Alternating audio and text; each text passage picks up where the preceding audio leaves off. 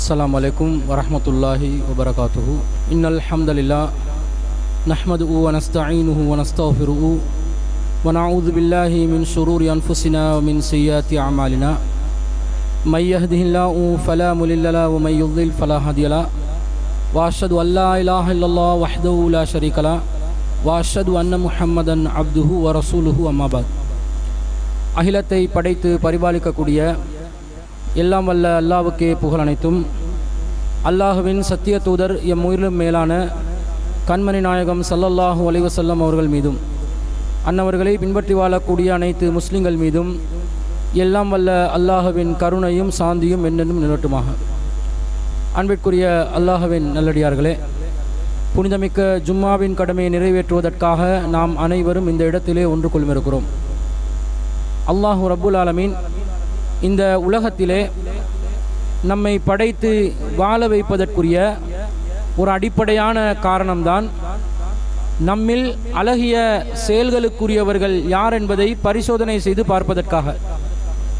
இந்த நோக்கத்திலே நாம் வெற்றியாளர்களாக இருக்க வேண்டும் என்பதற்காகவும் அல்லாஹ்வுடைய மறுமையின் விசாரணை மிகவும் நீதமானதாக அமைய வேண்டும் என்பதற்காகவும் அல்லாஹு ரப்புல் ஆலமீன் மறுமையிலே அல்லாஹ் விசாரிக்கின்ற நேரத்தில் ஒரு விசேடமான ஏற்பாட்டை அல்லாஹ் செய்கிறான்.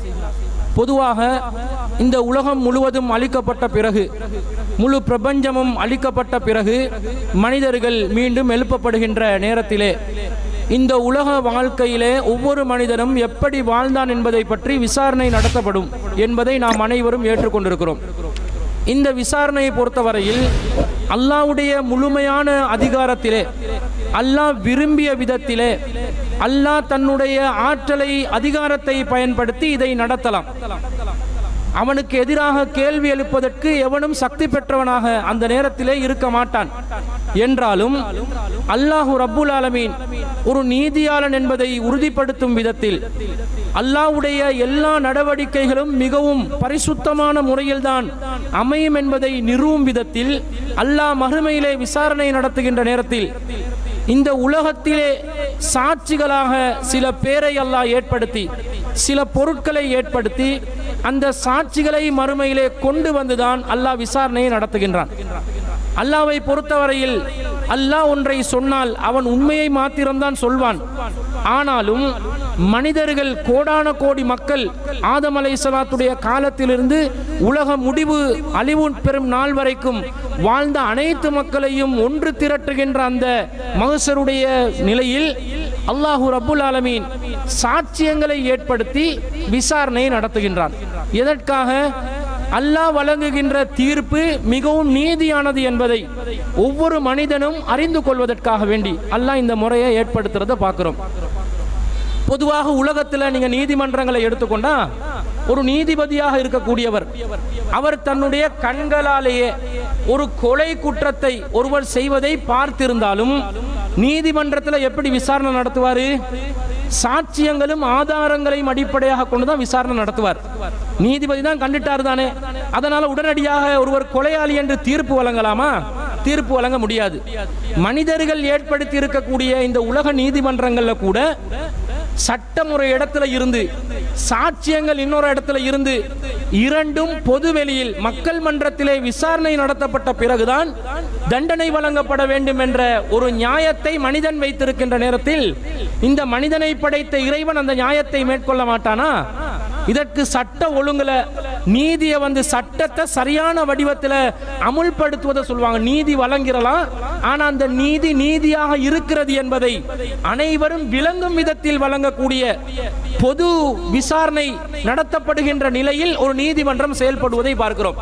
நீதிமன்றம் என்பது எப்போதும் திறந்து வைக்கப்பட்ட ஒரு நிலையில் இருக்கும். யாருக்கு நீதிமன்றத்துக்குள்ள நுழையலாம் என்ற அடிப்படையில் மனுஷன் வச்சிருக்கிறான். அப்ப அல்லாஹ் எப்படி வைப்பான்? அல்லாஹ்வுடைய விசாரணை எல்லாம் எந்த அளவுக்கு நீதியானதாக இருக்கும் என்பதை நிறுவும் விதத்துல தான் அல்லாஹ் தஆலா மறுமையில சாட்சியங்களை ஏற்படுத்துறான். இந்த சாட்சியங்கள் சம்பந்தமாக அல்லாஹ் திருமறை குர்ஆன்ல சொல்லுகின்ற நேரத்தில் வஸாஹிதின் வமஷ்ஹூத், சாட்சி கூறுவோரும் சாட்சி கூறப்படுவோரும் இரண்டு சாரார்கள் மீதும் அல்லாஹ் தஆலா சத்தியம் செய்கிறார். அப்ப ரெண்டு சாரார் இருப்பாங்க மறுமையில. ஒரு சாரார் சாட்சியம் சொல்லக்கூடியவர்களாக இருப்பார்கள் என்று அல்லாஹ் சொல்வதை பார்க்கிறோம். இன்னொரு வசனத்துல வனுஃபிக ஃபிஸ் சூரி ذلك يوم الوعيد, சூர் ஊதப்படும், இது எச்சரிக்கப்பட்ட நாள் என்று அறிவிக்கப்படும். வஜாஅத் குல்லு நஃப்ஸின் மஆ சாயிகுன் வ ஷஹீத், ஒவ்வொரு மனிதனும் தன்னை அழைத்து செல்லக்கூடிய ஒருவனுடனும் தனக்கு எதிரான ஒரு சாட்சியுடனும் கொண்டு வரப்படுவான். நீதிமன்றத்தில் கூட நீங்க பாப்பீங்க, ஒருவரை குற்றவாளி கூண்டுல சந்தேக நபராக நிறுத்துகின்ற நேரத்தில் கூட அவன் அந்த கூண்டுக்குள்ள கொண்டு வந்து வைப்பதற்கு ஒருத்தரை ஏற்படுத்தி வச்சிருப்பாங்க. அந்த சிறைச்சாலை அதிகாரிகள் அதுக்கு இருப்பாங்க, இருந்து அவனை இழுத்து கொண்டாந்து வைப்பாங்க. இந்த மாதிரி மறுமையில ஒவ்வொரு நபரையும் அல்லாஹ்வுடைய நீதிமன்றத்தில் நீதி விசாரணை நடத்துவதற்காக வேண்டி அழைத்து செல்லப்படுபவர்கள் வருவார்கள். அவர்களுடன் சாட்சியங்களும் ஏற்படுத்தப்படுவார்கள், முன் வருவார்கள் என்று அல்லாஹ் சொல்வதை நாங்கள் பார்க்கிறோம். அத மாதிரி அல்லாஹ் தஆலா சொல்றான், வயௌம நபஅசு மின் குல்லி உம்மத்தின் ஸயீதா, எல்லா உம்மத்திலையும் நாங்கள் சாட்சியாளர்களை ஏற்படுத்துவோம். சும்ம லா யூதனு லில்லதீன கஃபரு வலா உம் யுஸ்தஅதபூன், காஃபிர்களுக்கு எந்த அவகாசமும் அனுமதியும் அந்த இடத்துல கிடைக்காது. அவர்கள் வணக்க வழிபாடு செய்யுமாறு வற்புறுத்தப்படவும் மாட்டார்கள். இந்த உலகத்துல பெருமையா வாழ்ந்தீங்களா இல்லையா? உலகத்துல நீங்க மாறு தட்டி கொண்டு இருந்தீங்களா இல்லையா? வணக்கம் செய்வதை பெரும் கஷ்டமாக சொல்லிக் கொண்டு இருந்தீங்களா இல்லையா? மறுமையில நீங்க வணங்குறதுக்கெல்லாம் உங்களை கஷ்டப்படுத்த மாட்டோம், நீங்க வலியுறுத்தப்படவும் மாட்டீங்க. ஆனா உங்களுக்கு எந்த ஒரு அவகாசமும் அனுமதியும் கிடைக்காது என்று அல்லாஹ் எச்சரிக்கை விடுப்பதை பார்க்கிறோம். அப்ப அல்லாஹ் தஆலா மறுமையில ஒரு சாட்சியத்தின் மூலமாக விசாரணை நடத்துகிறான் என்பதை இந்த வசனங்களை தெளிவுபடுத்துறான். இதுல உள்ள நன்மை என்ன தெரியுமா? இந்த உலகத்திலேயே நாங்க எங்களுடைய காரியங்களை நல்ல காரியங்களாக அமைத்துக் கொள்வதற்கு இது உதவுதா இல்லையா? அல்லாஹ் தஆலா மறுமையில சாட்சிகளை ஏற்படுத்துகிறான் என்று சொல்லுகின்ற நேரத்தில் நம்மளை சுத்தி நிறைய சாட்சிகள் நிக்க போகுது, நமக்கு எதிராக சாட்சி சொல்ல போகுது என்ற இந்த உணர்வு ஒரு மனிதனுடைய தனிமை அவனை தவறு செய்யாமல் இருப்பதிலிருந்து பாதுகாக்குதா இல்லையா? ஒருவனுக்கு எதிராக துரோகம் செய்யாமல் இருப்பதிலிருந்து பாதுகாக்குதா இல்லையா? சூழ்ச்சிகள், சதித்திட்டங்கள், பாவங்கள் செய்யாமல் இருப்பதிலிருந்து ஒருவனை பாதுகாக்குதா இல்லையா? இந்த உணர்வை ஏற்படுத்துவதற்காகவே அல்லாஹ் தஆலா மறுமையில பலதரப்பட்ட சாட்சியங்களை ஏற்படுத்துறான். இதுல முதன்மையான மிகவும் விசாலமான சாட்சியாக நிக்க போறது அல்லாஹ் தான். முதன்மையான சாட்சி அல்லாஹ். அதே போன்று அல்லாஹ் மனிதர்களை சாட்சியாக்குவான், ஜின்கள் அல்லாஹ் சாட்சியாக்குவான், உயிரற்ற பொருட்களை சாட்சியாக்குவான், மனித உறுப்புகளை சாட்சியாக்குவான், திருமறை குர்ஆனை சாட்சியாக்குவான். இது போன்ற பலதரப்பட்ட சாட்சியங்களை அல்லாஹ் மறுமையில தன்னுடைய நீதி விசாரணையின் போது ஏற்படுத்துவான் என்று எச்சரிக்கை விடுக்கின்றார். எனவே அன்பிற்குரியவர்களே, நாங்க இந்த உலகத்தில் வாழும் போது நாங்க தனிமையில இருக்கலாம், நாம செய்யக்கூடிய காரியம் பிறருக்கு தெரியாது என்ற ஒரு எண்ணத்தில் நாம வாழலாம். ஆனா மறுமையில் அல்லாஹ் எல்லாத்தையும் அம்பலப்படுத்த போறான், எல்லாத்தையும் அல்லாஹ் சாட்சியங்கள் ஆதாரங்களோடு முன்னிறுத்தி நம்மளை விசாரிக்க போறான் என்ற ஒரு நிலை வரும் என்று சொன்னால் நாங்க எவ்வளவு கவனமா இருக்கணும். இந்த உலகத்துல ஒருத்தனை எங்களை கண்காணிச்சு, எங்களை ஃபாலோ பண்ணி, எங்களை ஹேக் பண்ணி, எங்களுடைய காரியங்கள் எல்லாம் அவதானிச்சு ஆதாரங்களை திரட்டி நமக்கு எதிராகவே கொண்டு வந்து அதை பகிரங்கமாக ஒரு மக்கள் மன்றத்தில் நிறுவ போறான், குற்றச்சாட்டை வைக்க போறான் என்று வந்தா நாங்க எவ்வளவு பேணுதலா இருப்போம். அவன் கண்காணிக்கப்படுகிறான் என்றது தெரியாம இருக்கும் போது அவன் நடந்து கொள்றதுக்கும், அவன் கண்காணிக்கப்படுகிறான் என்பதை தெரிகின்ற நேரத்தில் அவன் நடந்து கொள்வதற்குரிய வித்தியாசம் இருக்குமா இல்லையா? அந்த வித்தியாசத்தை அல்லாஹ் ஒவ்வொரு மூமினிடம் இருந்தும் எதிர்பார்க்கிறான். நாங்க சரியான முறையில் நடக்கணும் என்றதை அல்லாஹ் எதிர்பார்க்கிறான். வனஸஅனா மின் குல்லி உம்மத்தின் ஸயீதன், ஒவ்வொரு உம்மத்திலையும் நாங்க ஒரு ஷஹீதை ஏற்படுத்துவோம், ஒன்றையும் விடமாட்டோம் என்றான் அல்லாஹ். ஒவ்வொரு காலத்துக்கும் ஷஹீதுகள், ஒவ்வொரு சமூகத்துக்கும் ஷஹீதுகள், ஒவ்வொரு தூதர்களையும் அந்த சமூகத்துக்கு எதிரான ஷஹீதுகளாக, சாட்சிகளாக அல்லாஹ் தஆலா ஏற்படுத்துவதை பலதரப்பட்ட வசனங்கள்ல இருந்து அல்லாஹ் சொல்றதை பார்க்கிறோம். இதுல மிக முதன்மையான சாட்சியாளனாக இருக்கக்கூடியவன் அல்லாஹ் தான். அல்லாஹ் தஆலா திருமறை குர்ஆன்ல கேட்கிறான், அம் யகூலூன இஃப்தரா, நாங்க இந்த வேதத்தை அருளி இருக்கிறோம், அதை இந்த முஹம்மது என்பவர் இட்டு கட்டியதாக நீங்க சொல்றீங்களா? குல் இனிஃப்தரைதுஹு, அவர் இட்டு கட்டியதாக நீங்கள் சொல்வீர்கள் என்று சொன்னால் ஃபலா தம்லிகூன லீ மினல்லாஹி ஷையா, நபியே சொல்லுங்க, நான் இதை இட்டு கட்டி இருந்தா இது அந்த அல்லாஹ்க்கு எதிராக எனக்கு செயல்படுறதுக்கு எந்த அதிகாரமும் இல்லை. ஹுவ அலமு பிமா துஃபீலூன ஃபீஹி, நீங்க எதையெல்லாம் வர்ணிச்சு கட்டு கதைகளா சொல்றீங்களோ அதை பற்றி அல்லாஹ் அறிந்தவனாக இருக்கிறான்.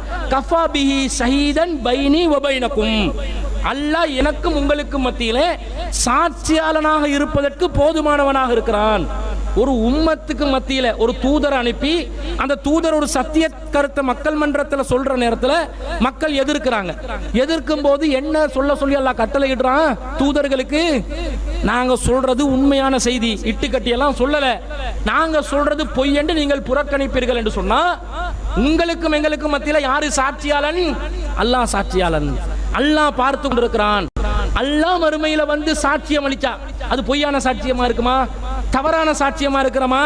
ஞாபக மறதியுள்ள சாட்சியமா இருக்குமா? பலவீனமான சாட்சியமா இருக்குமா? மிக பலமான உறுதியான, யாராலும் எந்த எதிர்கருத்தும் தெரிவிக்க முடியாத அளவுக்கு மிக சத்தியமான சாட்சியமாக அல்லாஹுவின் சாட்சியம் மறுமையிலே இருக்கும் என்பதை இந்த திருமறை வசனத்தில் சொல்வதை பார்க்கிறோம். அப்ப அல்லாஹ் தாலா ஷஹீதாக மறுமையில இருப்பான் என்றது அல்லாஹ் நமக்கு சொல்றதுல இருந்து நாங்க ரொம்ப கவனமா இருக்கணும். நபிகள் நாயகம் ஸல்லல்லாஹு அலைஹி வஸல்லம் அவர்கள் மக்கள் எல்லாத்தையும் இறுதி ஹஜ்ஜத்துல் வதாவிலே ஒன்று திரட்டி மக்கள் கிட்ட இந்த மாதம் என்ன, புனிதமான மாதம் தானே, இந்த இடம் என்ன, இந்த நாள் என்னென்னலாம் கேள்வி எழுப்புவாங்க. எல்லாத்தையும் சொல்லிட்டு நபிகள் நாயகம் ஸல்லல்லாஹு அலைஹி வஸல்லம் என்ன கேட்பாங்க? அலா அல் பல்லகுது, நான் உங்களுக்கு எல்லாத்தையும் எத்தி வச்சிட்டேனா? அலா அல் பல்லகுது, நான் உங்களுக்கு இந்த செய்திகள் எல்லாத்தையும் எத்தி வைத்து விட்டேனா என்று ரசூலுல்லாஹ் கேட்பாங்க. 3 தடவை கேட்பாங்க. நபி தோழர்கள் எல்லாம் என்ன சொல்வாங்க? பலா யா ரசூலல்லாஹ், ஆம் அல்லாஹ்வின் தூதரே, நீங்க எல்லாத்தையும் சொல்லிட்டீங்க, ஒன்றையும் மீதம் வைக்கவில்லை. தூது செய்தியில எது உங்களுக்கு அறிவிக்கப்பட்டுச்சோ அதை அப்படியே நமக்கு கொண்டாந்து தந்துட்டீங்க என்று நபி ஸல்லல்லாஹு அலைஹி வஸல்லம் அந்த பேச்சுக்கு சஹாபாக்கள் மறுமொழி சொல்வார்கள் என்று வருது. ரசூலுல்லாஹ் என்ன செஞ்சாங்க? அல்லாஹும்ம அஷ்ஹத், ஆட்காட்டி விரல மக்களை நோக்கியும் வானத்தை நோக்கியும் உயர்த்தி, அல்லாஹும்ம அஷ்ஹத், இறைவா இதற்கு நீ சாட்சியாக இரு.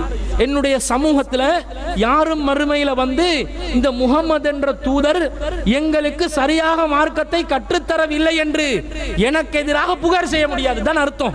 எனக்கு எதிராக நான் எதையாவது மறைச்சிட்டேன் அல்லது குறைச்சிட்டேன் அல்லது வளைச்சிட்டேன் என்று யாரும் எனக்கு எதிராக புகார் செய்ய முடியாத அளவுக்கு நான் அனைத்தையும் எத்தி வைத்து விட்டேன் என்பதற்கு அல்லாஹ்வே நீ சாட்சியாயிரு என்று மறுமையில அல்லாஹ்வை சாட்சியாக்கக்கூடிய விதத்துல நபிகள் நாயகம் ஸல்லல்லாஹு அலைஹி வஸல்லம் அவங்க சொல்லி இருப்பதை பார்க்கிறோம். அப்ப அல்லாஹ் தஆலா சாட்சியா இருப்பான் என்றது விளங்குது.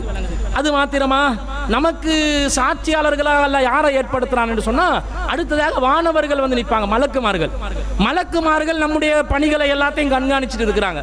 எங்களை சுத்தி ஒட்டுமொத்த ஒரு நிர்வாகமே நடக்குது. நாங்க தனி ஆளுன்னு நினைச்சிட்டு இருப்போம். தனிமையில நாங்க இருந்தா நாங்க ஒரு தனி ஆளு தான், நம்மளோட வேற யாரும் இல்ல, அல்லாஹ் பார்த்து கொண்டிருக்கிறான் என்ற எண்ணம் மறந்துடும் நம்முடைய உள்ளத்துல. அல்லாஹ் எப்படியெல்லாம் செட்டப் பண்றான்டா அல்லாஹ்வும் பார்த்துட்டு இருக்கிறான். அடுத்ததா யாரு நம்மளை சுத்தி இருக்கிறாங்க? வானவர்கள் இருப்பார்கள். வஇன்ன அலைக்கும் லஹாஃபிலீன், உங்கள் மீது கிராமன் காத்திபீன், மரியாதைக்குரிய எழுத்தாளர்கள் உங்களை கண்காணித்துக் கொண்டிருக்கிறார்கள். யஅலமூன மா தஃஅலூன், நீங்கள் செய்கின்ற காரியங்களை அவர்கள் அறிவார்கள்.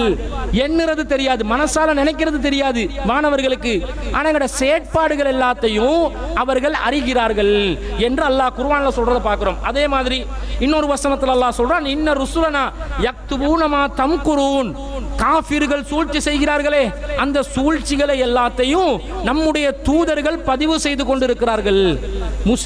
முஸ்லிம்களை அல்லாஹ் கண்காணிக்கிறான், காஃபிர்களை அல்லாஹ் கண்காணிக்கிறான், வானவர்கள் பதிவு செய்து கொண்டிருக்கிறார்கள் என்ற செய்தியை அல்லாஹ் சொல்றான். இன்னொரு வசனத்துல, இது யதலக்கல் முத்தலக்கியானி அனில் யமீனி வ அனிஸ் ஷிமாலி கஈத், வலது புறத்திலும் இடது புறத்திலும் இரண்டு எழுத்தாளர்கள் எழுதி கொண்டிருப்பார்கள். மா யல்ஃபிலு மின் கௌலின் இல்லா லதைஹி ரகீபுன் அதீத், அவங்க என்ன சொல்லை சொன்னாலும், மனசுல நினைக்கிறதெல்லாம் அவங்க எழுத மாட்டாங்க, ஆனா என்ன சொல்லை சொன்னாலும் கண்காணித்து கொண்டு நீதியாக எழுதக்கூடிய எழுத்தாளர்கள் அதை பதிவு செய்து கொண்டிருக்கிறார்கள் என்று அல்லாஹ் சொல்றான். இப்ப வானவர்கள் வலது புறத்திலையும் இடது புறத்திலையும் இருந்து நம்மளை கண்காணிச்சுட்டு நாங்க செய்யற ஒவ்வொரு செயற்பாட்டையும் எழுதி கொண்டு இருக்கிறானா இல்லையா? அப்ப எவ்வளவு கவனமா இருக்கணும். நீங்க தனிமையில இருக்கிறீங்கன்னு அர்த்தமா? உங்களோட பக்கத்துல 2 வானவர்கள் குறைந்தபட்சம் இருக்கிறார்களா இல்லையா? அப்ப அந்த கண்காணிப்பு எந்த அளவுக்கு நடக்குது? இவங்க மறுமையில வந்து சாட்சிகளாக வந்து நிற்பார்கள் என்ற அந்த எண்ணம், நம்பிக்கை நம்முடைய உள்ளத்துல ஆழமாக பதிய வேண்டும் என்பதை நாங்க விளங்கிக் கொள்ளணும். அப்ப நபிகள் நாயகம் ஸல்லல்லாஹு அலைஹி வஸல்லம் அவர்கள் இதைத்தான் நமக்கு பல விதத்தில் வலியுறுத்துறாங்க. ஒருவன் மறுமையிலே விசாரணைக்காக அழைத்து வரப்படுவான். அவனுக்கு எதிராக கிட்டத்தட்ட 99 ஏடுகள் கொண்டு வந்து நிறுத்தப்படும். ரசூலா சொல்றாங்க, பயன்சுரு அலைஹி, அவனுக்கு எதிராக விரிக்கப்படும் 99 சிஜில்லன், 99 ஏடுகள் அவனுக்கு எதிராக விரிக்கப்படும். அவன் வந்து பயந்துருவான். எல்லாத்தையுமே இந்த ஏடுகள்ல பதிவு செய்யப்பட்டிருக்கும். மலக்குமார்கள் கண்காணிக்கிறாங்களா? அடுத்தது அந்த மலக்குமார்கள் பதிவு செய்த ஏடுகள் இருக்குதே, அதுகள் இருக்கும். வந்து அந்த ஏடுகளை பார்த்தோன்னே இவன் கதி கலங்கிடுவான். நம்மட கதை முடிஞ்சிருச்சு, நமக்கு என்னமே தப்பிக்கிறதுக்கு வழி கிடைக்காது. அவன் வந்து பயந்து கொண்டு இருப்பான். அதே நேரத்தில் இன்னொரு சிறிய ஏடு இருக்கும். அல்லாஹ் இந்த விசாரணையில அந்த 99 ஏடுகளையும் அல்லாஹ் தஆலா ஒரு தட்டுலையும் சிறிய ஒரு ஏட்டை இன்னொரு தட்டுலையும் வச்சா அந்த சிறிய ஏடு ரொம்ப கனமானதாக இருக்கும் என்று நபிகள் நாயகம் ஸல்லல்லாஹு அலைஹி வஸல்லம் சொல்றாங்க. ஏன் தெரியுமா? அந்த சிறிய ஏட்ல இவன் அஷ்ஹது அல்லா இலாஹ இல்லல்லாஹ் வ அஷ்ஹது அன்ன முஹம்மதர் ரசூலுல்லாஹ் என்று சொல்லி இருக்கிறான்.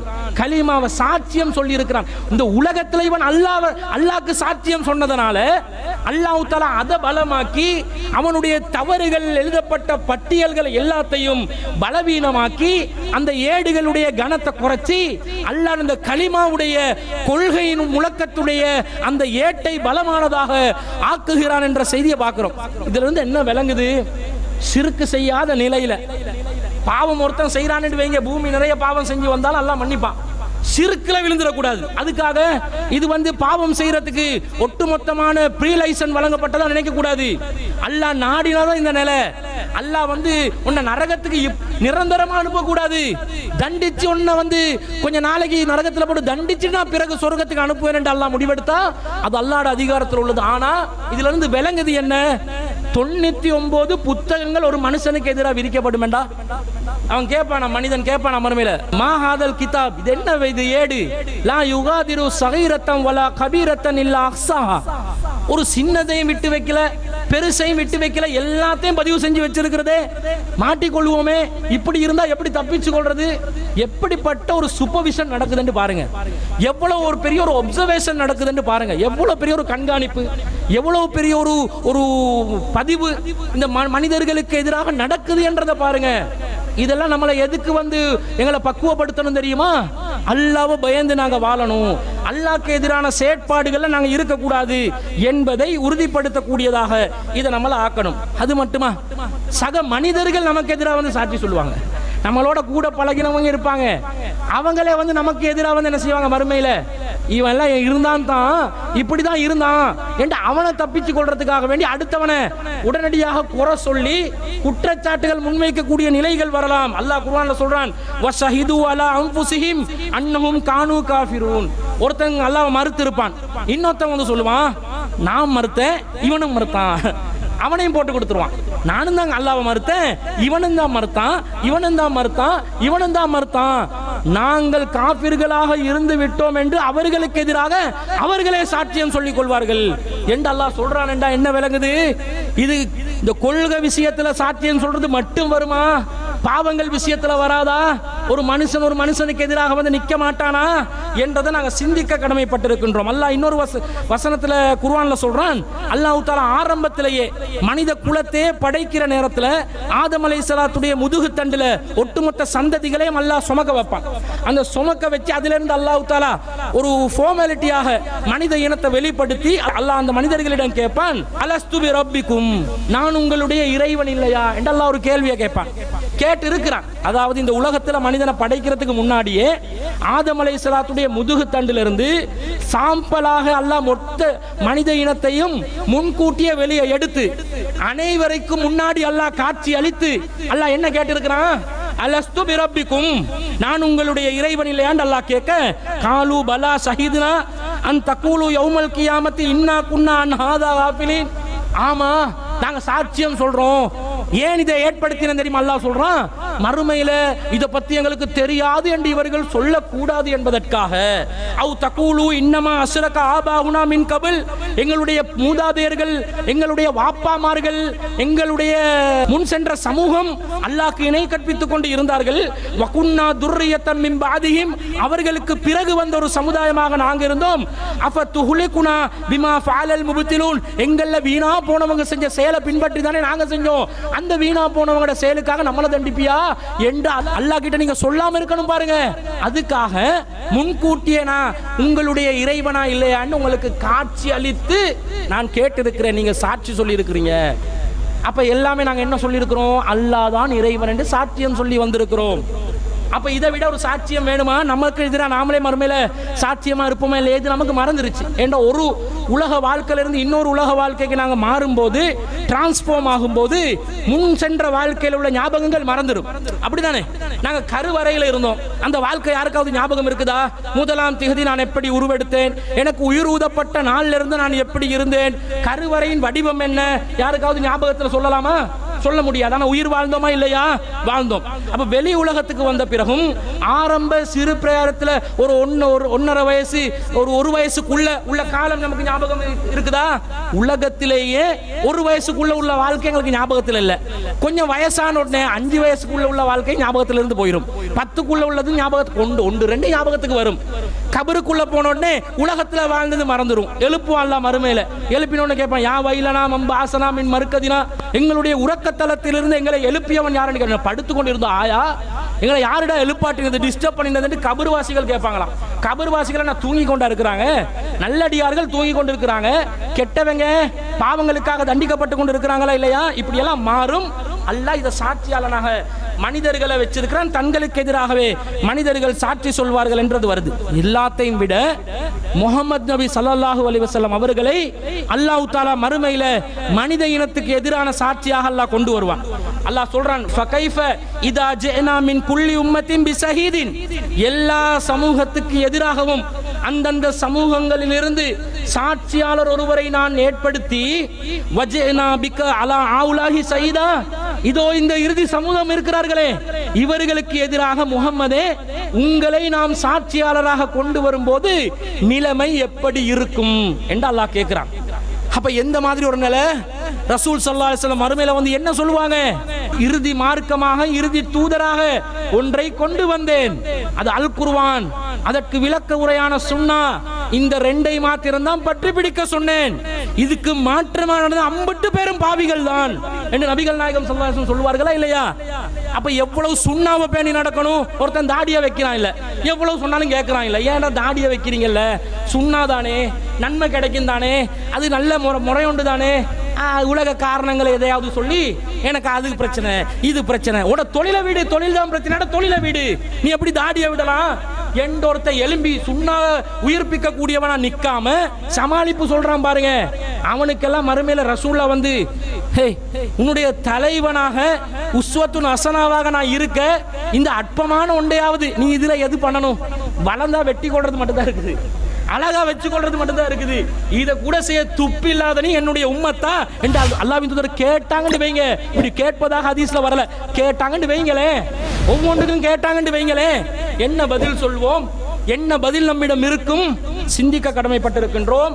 அல்லாஹ் தஆலா நபிகள் நாயகம் ஸல்லல்லாஹு அலைஹி வஸல்லம் அவங்களை ஷஹீதாக கொண்டு வருவார்கள் என்ற செய்தியை பார்க்கிறோம்.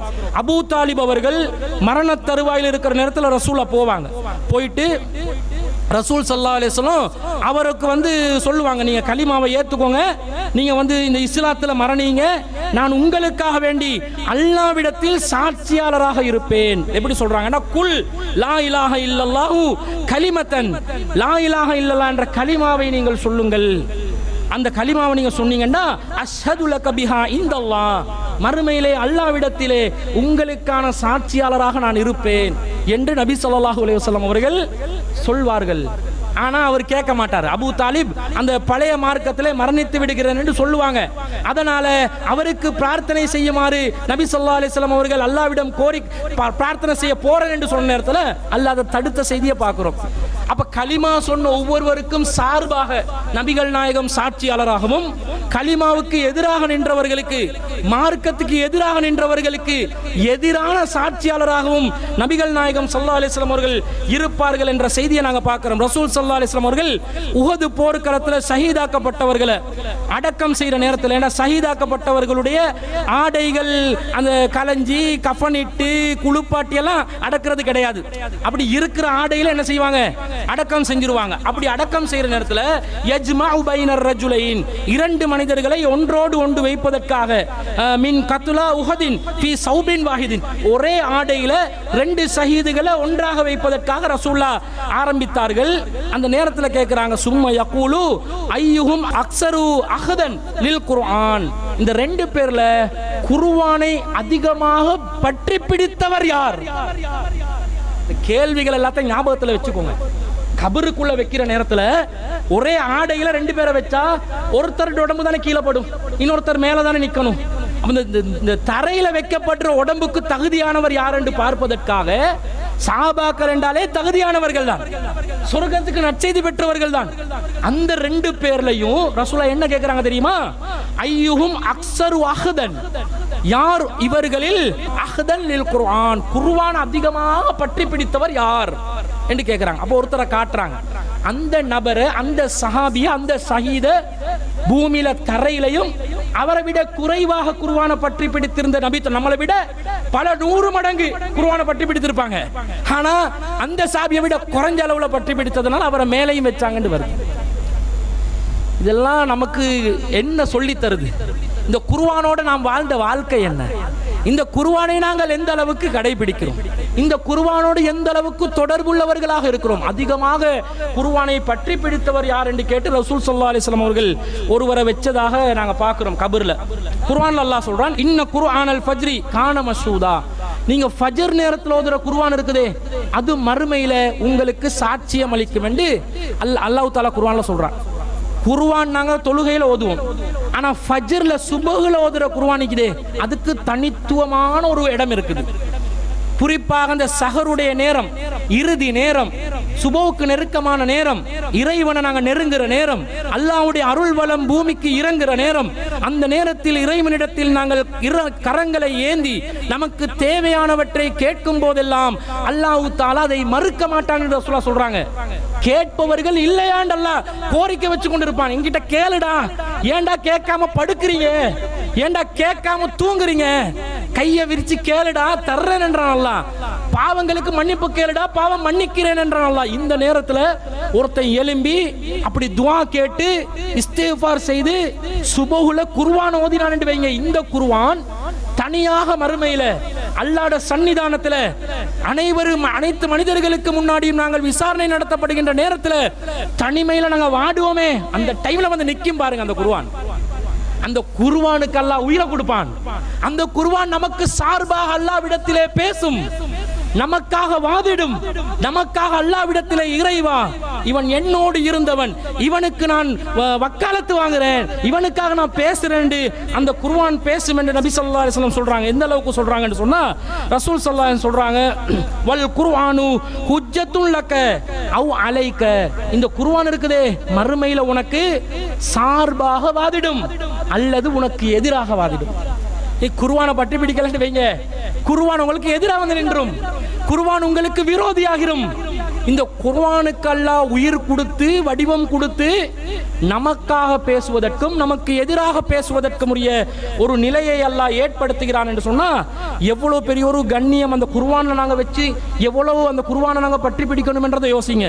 நபிகள் நாயகம் ஸல்லல்லாஹு அலைஹி சொல்றாங்க, இக்ராஉல் குர்ஆன், நீங்கள் குர்ஆனை ஓதுங்கள், ஃபஇன்னஹு யஅதி யௌமல் கியாமத்தி ஷஃபியன் லிஅஸ்ஹாபிஹி, யார் ஒருவர் அந்த குர்ஆனை ஓதுவாரோ அவருக்கு பரிந்து பேசக்கூடியதாக அந்த குர்ஆன் மறுமையிலே வரும்.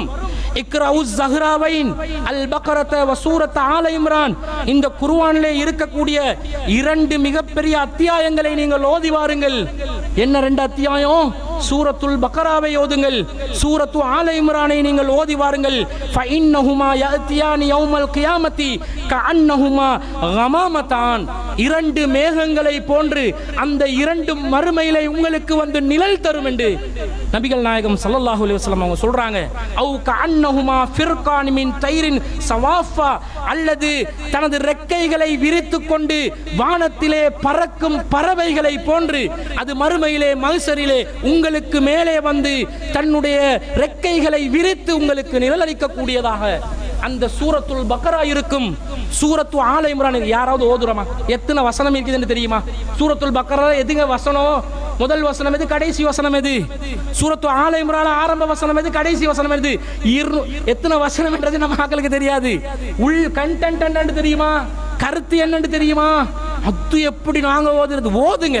இதெல்லாம் தேவை மறுமையில அல்லாஹ்விடத்திலே நெருக்கத்தை ஏற்படுத்திக் கொள்வதற்காக தேவைப்படும் விஷயமாக இருக்கிறது. இது மாத்திரமா? மறுமையிலே அல்லாஹ் தஆலா நமக்கு எதிராக நடத்துகின்ற விசாரணையிலே நாம் வெற்றி பெற வேண்டும் என்றால் இந்த உலகத்தில் நாங்கள் ஒரு பேணுதலான வாழ்க்கையை வாழணும் என்றதுக்குரிய ஒரு எடுத்துக்காட்டாக அல்லாஹ் மறுமையில எப்படிப்பட்ட சாட்சியங்கள் எல்லாம் கொண்டு வருவான் என்றதை பட்டியல் போடுறான். அதுல மிக முக்கியமான ஒன்று தான் ரசூல் ஸல்லல்லாஹு அலைஹி வஸல்லம் இப்படி கேட்டதாக ஒரு சஹாபி சொல்றாரு. நீங்க வந்து ஒரு பள்ளத்தாக்குலையோ அல்லது மக்கள் நடமாட்டம் இல்லாத ஒரு பாலைவனத்திலேயோ தனியாக நீங்கள் தொழுவீர்கள் என்று சொன்னா ஃபர்ஃபா சௌதக பின்னிதாஇ, நீங்கள் அதான் சொல்வதற்காக உங்களுடைய குரல்களை அதிகமாக எழுப்புங்கள். சத்தமா நீங்க அதான் சொல்லுங்க. அதான வந்து ஸ்லோவா சொல்லிடக்கூடாதான். தனிமையில் இருக்கிறீங்க, நீங்க ஒரு பாலைவனத்தில் இருக்கிறீங்க, ஒரு பள்ளத்தாக்குல இருக்கிறீங்க, யாருமே இல்லை. ஆனா நீங்க என்ன பண்ணணும்? தொழுகைக்குரிய நேரம் வந்தா உங்களுடைய அதான வந்து சத்தமா நீங்க சொல்லுங்க. ஃபைன்னஹு லா யஸ்மஉ மத சௌத்தில் முஅத்தினி ஜின்னுன் வலா இன்சுன் வலா ஷைஉன். நீங்க சொல்லக்கூடிய இந்த அதான் இருக்குது, அதோட சத்தத்தை ஜின்னாக இருந்தாலும் மனிதனாக இருந்தாலும் அல்லது ஏதாவது ஒரு பொருளாக இருந்தா அது கேட்டுச்சென்று சொன்னா இல்லா ஷஹீத லஹு யௌமல் கியாமா, அது மறுமையில உங்களுக்கு சார்பாக சாட்சி சொல்லும் என்று ரசூல் ஸல்லல்லாஹு அலைஹி வஸல்லம் சொல்றாங்க. நம்மட அதான் நமக்கு சாட்சி சொல்லும். இந்த பள்ளிவாசல் நடத்துறோம், தொழுகைக்கு மக்கள் யாராவது வந்து நான் அதான்ல முந்தி கொள்றேன் எப்பயாவது நாங்க செஞ்சதுண்டா? அதுக்காக நாங்க போட்டி போட்டதுண்டா? ரசூலுல்லாஹ் சொல்றாங்க இந்த அதான் சொல்றதுல உள்ள நன்மை உங்களுக்கு தெரியும் என்று சொன்னா ஆளாளுக்கு சீட்டு குலுக்கி கொள்வீங்க. நான் தான் சொல்லணும், இன்னைக்கு நான் தான் லுகருக்கு அதான் சொல்லணும், நான் தான் அசருக்கு அதான் சொல்லணும். நம்ம மக்கள் பள்ளிவாசலுக்கே வக்துக்கு வந்திருப்பாங்க, பாங்குக்குரிய நேரம் வந்திருக்கும், பள்ளியில ஒரு முஅத்தினை ஆல்ரெடி ஏற்படுத்தி வச்சிருப்போம். அவரை பாங்கு சொல்லுங்களே, கொஞ்சம் பாங்கு சொல்லுங்களே, அனுப்பி வைக்கிறான். சோம்பேறி பயல்கள் எவ்வளவு நன்மை அடையலாம், எவ்வளவு பெரிய ஒரு ஷஹீதாக அந்த அதான கேட்ட மனிதர் ஜின்கள் வந்து நிற்பாங்களா. நம்மளை வந்து நமக்கு ஜின்கள் விளங்காது, ஜின்களுக்கு நம்மளை விளங்கும். ஜின்கள் நம்மளை பார்த்து கொண்டு இருக்கிறாங்க, நாங்க நடமாடுற இடங்கள் அவங்க நடமாட மாட்டாங்க. ஆனா நம்மளை பார்க்கக்கூடிய சக்தி அவங்களுக்கு இருக்குது, அவங்கள பார்க்கக்கூடிய சக்தி நமக்கு இல்லை. அப்ப நாங்க தனிமையில மக்கள் நடமாட்டம் இல்லாத ஒரு பாலைவனத்தை பத்தி தான் சொல்ல பேசுறாங்க. அந்த மாதிரி இடங்கள்ல ஒரு ஓர பகுதியில மனிதர்கள் இல்லாத இடத்துல ஜின்கள் கூட அவங்களோட வசிப்பிடத்தை வச்சு கொண்டு இருக்கலாம். நீங்க சத்தமா பாங்கு சொல்லி அது ஒரு ஜின்னுடைய காதுக்கு கேட்டு அந்த ஜின்னும் தொழுகைக்கு ஆயத்தமா வச்சுட்டு வைங்க அவங்களோட சமூகத்துல.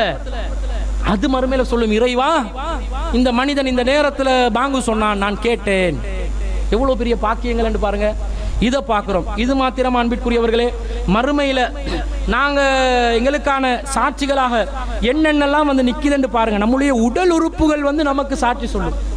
உடல் உறுப்புகள் அல்லாஹ் தஆலா குர்ஆன்ல சொல்றான், அல் யௌம நஹ்திமு அலா அஃப்வாஹிம் வ துகல்லிமுனா ஐதீஹிம். வல வல வல வலன்னு பேசுவானே அந்த வாயை வந்து அன்றைய நாளில் நாம் முத்திரையிடுவோம், அதை சீல் பண்ணிடுவோம். வத்து கல்லிமுனா ஐதீஹிம், அவர்களுடைய கரங்கள் நம்மோடு பேசும்.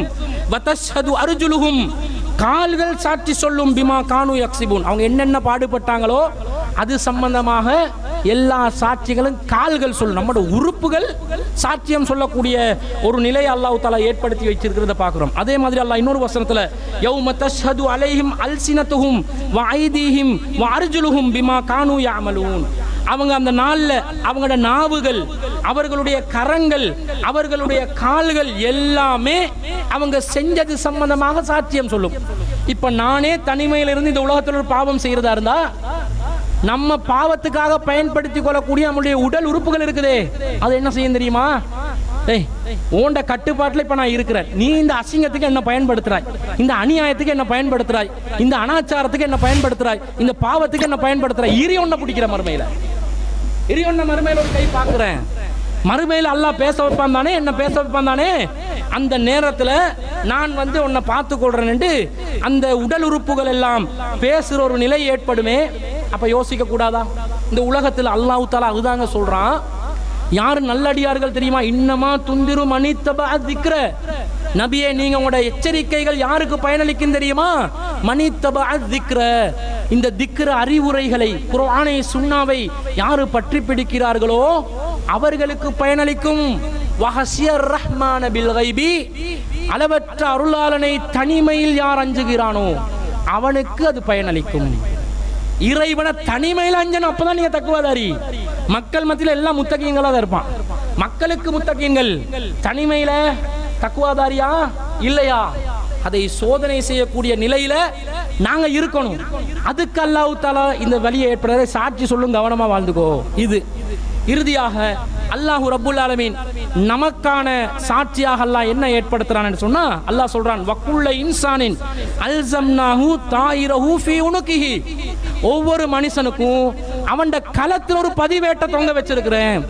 களத்துல எதங்க நீங்க தொங்க வைப்பீங்க? பொதுவா டைய தொங்க வைப்பீங்க, உங்களோட காடை தொங்க வைப்பீங்க, ஹெட்போனை தொங்க வைப்பீங்க, ஏதாவது ஒரு முக்காடோண்ட தொங்க வைப்பீங்க, ஒரு சால்வையை தொங்க வைப்பீங்க, ஒரு உபரியான ஆடையை தொங்க வைப்பீங்க. அந்த களத்துல ஒரு பதிவேடு, வாட்சிங் கேமரா, ஒரு ரெக்கார்டிங் புக், என்ன மாதிரி பதிவேடு வரல, எலக்ட்ரானிக்கா அல்லது மெட்டீரியலா, பிசிக்கல் மெட்டீரியல்ல உள்ள ஒரு ரிட்டன் புக் வடிவத்தில் இருக்குதான்னு வரல. அல்ஸம்னாஹு தாயிருஹு, ரெக்கார்டர் வச்சிருக்கிறேன் என்றால் எப்படி என்ன செய்யுமா? வனுஹ்ரிஜு லஹு யௌமல் கியாமத்தி கிதாபன். மறுமையில இதெல்லாம் பதிவு செஞ்ச ஒரு கிதாபாகவே அதை வெளிப்படுத்துவோம். யல்காஹு மன்சூரா, அந்த புத்தகம் விரிக்கப்பட்ட நிலையில் அவன் காண்பான்.